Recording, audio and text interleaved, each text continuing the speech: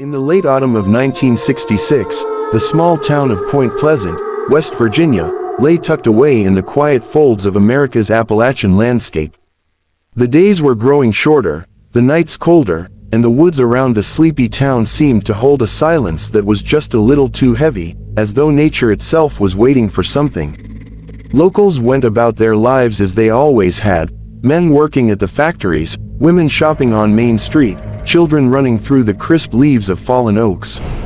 But behind the peaceful surface, there were old stories whispered in kitchens and over fences, stories about strange things seen in the woods near the abandoned World War II TNT plant. Most brushed them off as local superstition, but that was about to change forever. On the night of November 15, 1966, two young married couples, Roger and Linda Scarberry, along with Steve and Mary Millette, piled into Roger's car for a late drive. They weren't looking for trouble, they were just out for a cruise, enjoying the quiet and the thrill of exploring near the old TNT area, a strange abandoned place with long-forgotten bunkers and decaying buildings. The area was notorious even then, full of old military storage sites where dynamite and weapons had once been kept, and to the locals it always carried an air of unease. The couples had heard the stories of odd lights and eerie sounds, but they laughed it off. They were young, and young people always think they are untouchable. The night was crisp, the moon hanging low, casting silvery light across the empty backroads. As they drove along, the road narrowed and the forest thickened around them. The silence in the car grew heavier, though no one wanted to admit they were a little unsettled. It was Linda who first noticed something, a shadow that didn't seem to belong, something hulking and dark near the edge of the road. She leaned forward, peering through the windshield, her voice catching in her throat. "Did you see that?" she whispered. Roger slowed the car, his hands tightening on the wheel. The others looked where she was pointing, and that was when they all saw it. Standing near the old North Power plant was a figure, taller than any man, looming at nearly 7 feet. Its body was broad and strange, with huge wings folded behind it, dark and leathery like those of some monstrous bat. And then there were the eyes, two burning red orbs glowing in the night, fixed directly on them. For a moment, no one moved. The couple sat frozen, their breathing shallow, every instinct screaming that what they were seeing was not of this world. Then the creature moved. It spread its wings with a sound like heavy canvas tearing, and in an instant it launched into the air. The car erupted in screams, Roger stomping on the accelerator as the tires squealed against the asphalt. But the thing did not stay behind. It rose effortlessly, its wings carrying it into the air, and then it came after them. What happened next became one of the most terrifying encounters ever reported in American folklore.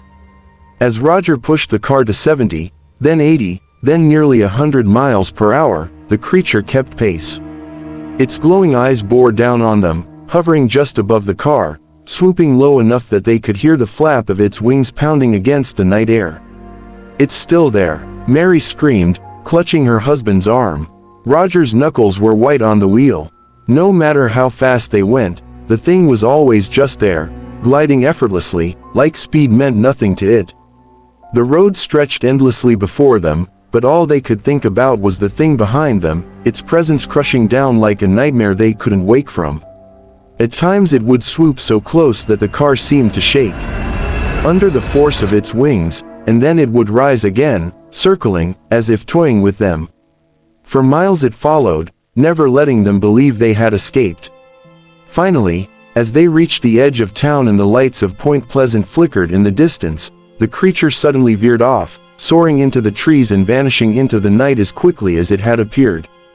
The car screeched to a stop outside the Mason County Courthouse, and the four of them stumbled inside, frantic and pale, desperate to tell someone what had happened. Sheriff George Johnson and Deputy Millard Halstead listened as the young couples poured out their story, their voices trembling, their faces drained of blood. The officers exchanged uneasy glances. These were not pranksters, they were honest, frightened townsfolk who clearly believed every word they said. Still, the story sounded unbelievable. A winged monster with glowing red eyes chasing a car at 100 miles per hour. It was the stuff of nightmares, not police reports. Yet something in the couple's eyes convinced the sheriff not to dismiss them outright. By morning, the story was everywhere in Point Pleasant. Some scoffed, saying it was just an owl, its eyes reflecting the headlights. Others whispered that it was a demon, a creature summoned from the darkness by the strange energy of the TNT plant. A few even said it might be a visitor from another world. The newspapers got hold of the story, splashing it across headlines, and soon the legend of the Mothman began to take flight. But for the four who had been there that night, it was no legend. It was real. They had seen it with their own eyes, and the memory of those burning red orbs would never leave them. In the days that followed, more sightings began to pour in. A contractor claimed he saw a massive bird-like creature flying over a field. A group of volunteer firemen said they spotted something with glowing eyes in the treetops. Each account added fuel to the growing hysteria, and each retelling seemed to deepen the sense that Point Pleasant was no longer just a sleepy little town, it was the hunting ground of something terrifying. The encounter of November 15, 1966, remains one of the most chilling stories in American folklore, not simply because of what was seen, but because of how it felt. Those who were there described an overwhelming dread, as if the creature carried not just fear but a warning, a presence that spoke directly to some primal part of the human mind. When the couples described their experience later, they said it wasn't just that the creature was chasing them, it was as if it wanted to be seen, as if its appearance that night was deliberate, a signal that something dark was coming. And for Point Pleasant, something was coming. After that terrifying night in November 1966, Point Pleasant was never the same. What had once been just another small American town, quiet and unremarkable, began to tremble under the weight of something it could not explain. The couples who had seen the winged figure swore that their lives had changed forever. Their story spread like wildfire. First whispered in cafes and barbershops, then shouted across newspaper headlines, the account became the talk of every household. But more than gossip, it planted a seed of fear, and that seed quickly began to grow.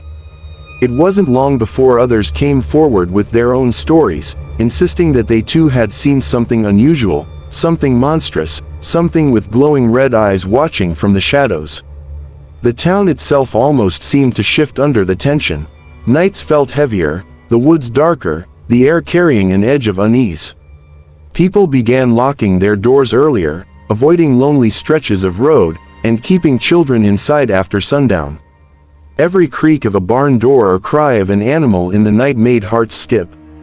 Point Pleasant was no longer just a community on the Ohio River, it had become a hunting ground, or at least that was how it felt. Not long after the first sighting, a group of grizzled volunteer firemen swore they had spotted the creature perched in the trees near the TNT area. They described it as a large bird with red eyes, though none of them believed it was just a bird. They had lived in West Virginia all their lives, seen owls, hawks, and vultures, but nothing like this. Their description matched perfectly with what the Scarberries and Millettes had reported, something tall, humanoid, but winged, with those terrifying luminous eyes. The men, who had faced fires and disasters without flinching, admitted that seeing the thing made them uneasy in a way they couldn't explain. Other reports flooded in. One contractor, out in a field one chilly evening, froze when a massive shadow passed overhead. Looking up, he saw a figure with wings spanning 10 feet glide silently above him before vanishing into the dark line of trees. Families driving on country roads spoke of headlights catching a shape standing in the brush before it leapt into the air with an unnatural speed. Couples parked near Lover's Lane swore that something was watching them, its eyes glowing in the rearview mirror before disappearing. Each story added to the hysteria, and each new report brought more fear. The TNT plant, with its maze of concrete igloos left behind from World War II, became the epicenter of the legend. Teenagers dared one another to explore the abandoned site, laughing nervously as they wandered the broken paths, but even the bravest admitted that the place felt cursed. The bunkers, overgrown with weeds, seemed to breathe in the cold night air. Shadows moved strangely there, and every rustle in the brush made imaginations flare. Some claimed to see the creature standing atop a bunker, wings spread wide like some guardian of nightmares. Others heard high-pitched screeches echoing from the trees. The TNT area became a place of pilgrimage for thrill seekers, and also a place of dread for locals who had lived there long enough to know that some things were better left alone. Newspapers seized the story, splashing sensational headlines that called the creature everything from a giant bird to a man-like demon. Reporters interviewed the witnesses, finding them sincere, shaken, and unwilling to back down from their accounts. These weren't children making up ghost stories, they were adults, townsfolk, people with reputations to protect. The press attention brought curious outsiders to Point Pleasant, investigators, folklorists, and skeptics all wanting to see if the stories were true. Each time a new sighting was reported, the legend grew stronger, like a fire that could not be put out. But along with the reports of sightings came something more disturbing. People began to speak of strange feelings connected to the creature. Some said that when they looked into its red eyes, they felt sick, dizzy, overwhelmed by an intense sense of dread. It wasn't just fear of seeing a monster, it was something deeper, something that crawled under the skin and stayed there.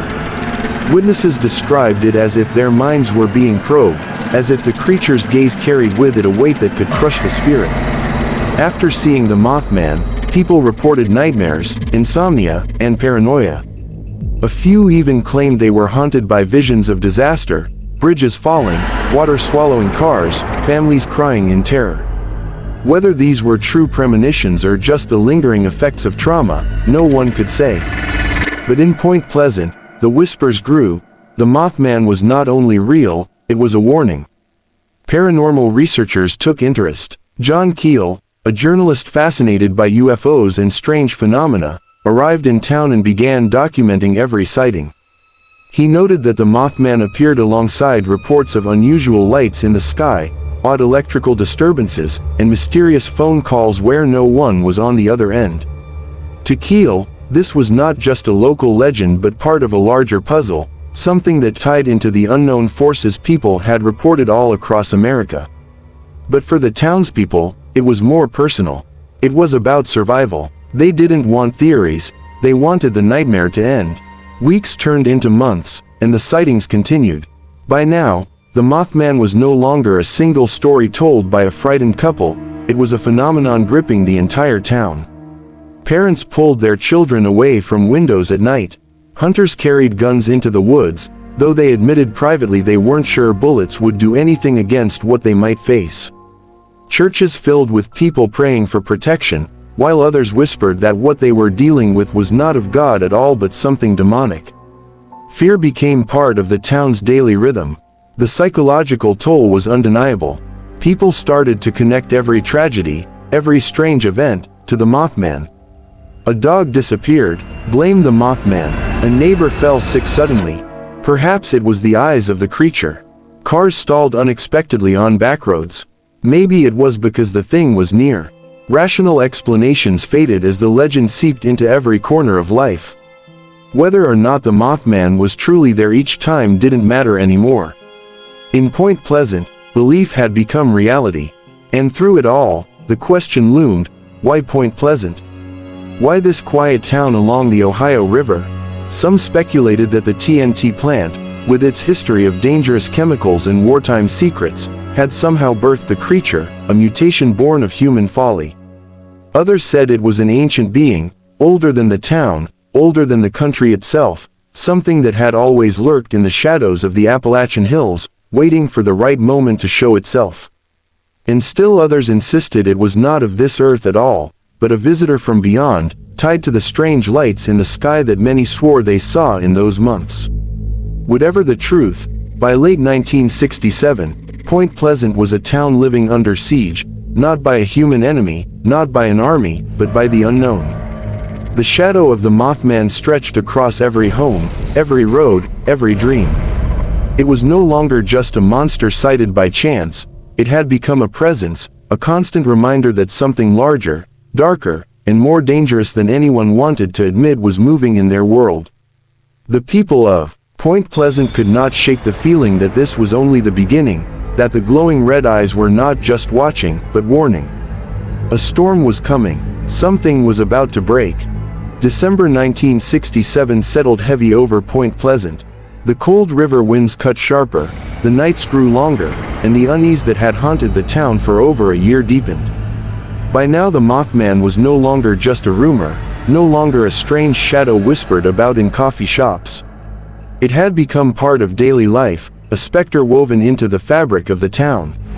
People had seen it too many times, in too many places, to dismiss it. Families prayed, teenagers dared one another to visit the TNT plant, hunters carried their rifles nervously, and still, the glowing red eyes kept appearing in the dark. But beneath the fear was something else, something no one could quite put into words. It was the sense that all these sightings were leading toward something, that the Mothman was not finished with Point Pleasant.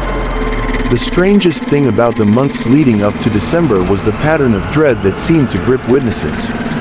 Many who saw the creature described not just fear but visions, waking dreams of collapse and ruin. Some said they dreamt of people screaming on a bridge, of twisted steel and rushing water. Others claimed that whenever they looked into those crimson eyes, they felt a heaviness settle over them, a sense of doom pressing down. John Keel, the journalist and investigator who had been interviewing witnesses, began to notice the same theme repeating. People felt that something catastrophic was about to happen. They didn't know what, they didn't know when, but they felt it in their bones. On December 15, 1967, Point Pleasant bustled with holiday activity. Christmas lights decorated storefronts, children clutched their parents' hands as they peered into windows, and shoppers crossed the Silver Bridge to and from Ohio, gathering last-minute gifts. The Silver Bridge was the lifeline of the community, stretching across the Ohio River, carrying hundreds of cars and trucks each day. Built in 1928, it was considered a marvel of engineering for its time, though by the late 1960s it was burdened by heavier traffic than its designers had ever imagined. That day, as rush hour approached, the bridge groaned under the weight of holiday traffic, cars bumper to bumper, headlights glowing in the early dusk. Then it happened. At 5:04 p.m., with a thunderous crack, one of the bridge's eyebar chains snapped. The sound was like a gunshot echoing through the cold evening air. In an instant, the structure shuddered, steel groaning as the weight of dozens of vehicles bore down on weakened joints. Drivers felt the pavement tremble beneath their tires, confusion flashing across faces as they looked around, unsure of what was happening. And then the Silver Bridge gave way. With a roar, steel twisted and cables snapped, sending 31 vehicles plunging into the icy Ohio River below.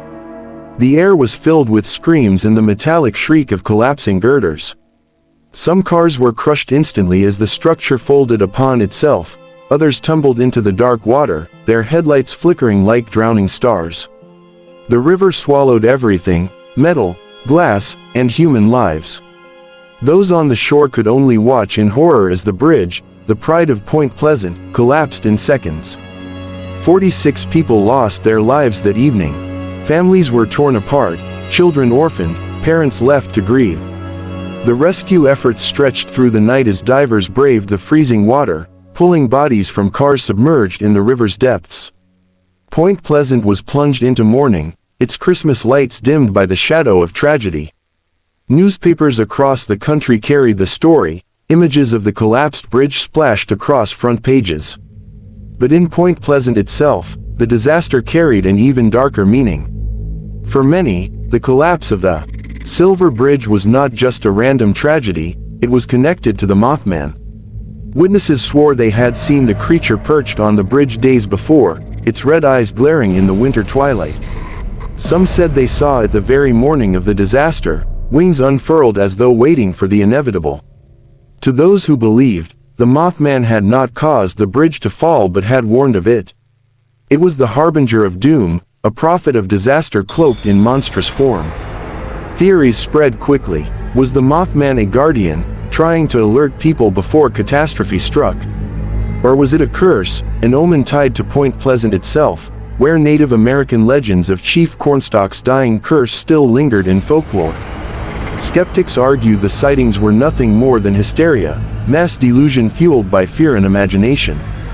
But for the townspeople, the timing was too uncanny to ignore. For 13 months the Mothman had haunted them, and when the bridge fell, it was as though the prophecy had been fulfilled. After the Silver Bridge disaster, the sightings all but stopped. It was as if the creature had completed its purpose, delivering its grim message before vanishing back into whatever shadowed world it came from. For Point Pleasant, life would never be the same. The loss of the bridge scarred the town both physically and emotionally, and the memory of those red eyes never truly faded. In time, the legend of the Mothman spread beyond West Virginia, carried into books, documentaries, and eventually Hollywood films. But for those who lived through that winter of 1967, it wasn't a story, it was reality, carved into their lives with grief and fear. Even today, visitors come to Point Pleasant, drawn by the statue that stands downtown, its metallic wings spread wide, its eyes gazing coldly over the streets. The annual Mothman Festival celebrates the legend, a mix of folklore and tourism, but behind the laughter and costumes lies the darker truth, a community forever marked by something it could not explain. Some still believe the Mothman was a supernatural being, others that it was flesh and blood, and others still that it was nothing more than the imagination of a frightened town. But when the bridge collapsed and 46 lives were lost, belief became secondary. What mattered was that the people had felt it coming, had seen something that told them disaster was near. And so the question lingers, whispered even now when the wind rustles through the trees near the river. Was the Mothman a monster, or was it a warning? Did it come to terrify, or to protect in the only way it knew how? No one can say for sure. But the eyes of Point Pleasant never forgot, and perhaps never will. For when the red eyes shine in the dark and the wings beat against the night sky, it is not just a story, it is a reminder that sometimes the line between folklore and fate is far thinner than we wish to believe.